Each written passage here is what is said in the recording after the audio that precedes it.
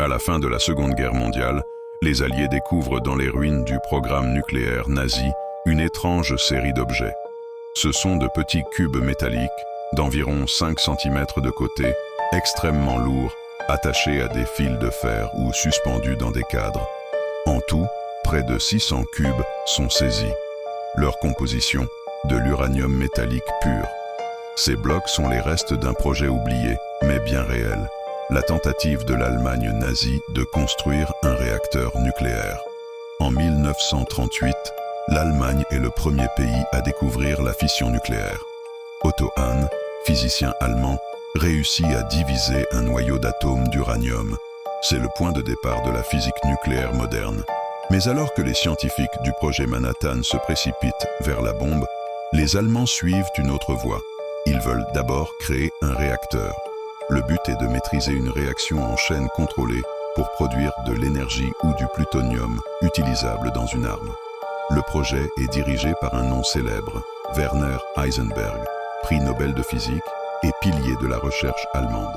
Son équipe travaille en secret à Leipzig, puis à Haigerloch, dans une grotte transformée en laboratoire souterrain.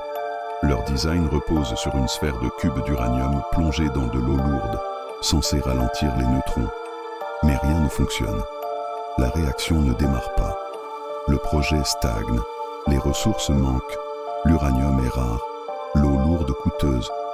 Les scientifiques allemands ne parviennent jamais à franchir le seuil critique. Lorsque les Alliés envahissent l'Allemagne, ils mettent la main sur ces installations dans le cadre de l'opération Alsos, une mission secrète chargée d'évaluer les progrès nucléaires nazis. Les fameuses sphères de cubes sont démontées, expédiées aux États-Unis. Certains blocs sont conservés dans des universités, d'autres disparaissent. Jusqu'à récemment, plusieurs de ces cubes ont refait surface dans des collections privées et des laboratoires américains. En les étudiant, les chercheurs ont pu déterminer leur origine exacte grâce à leur signature isotopique.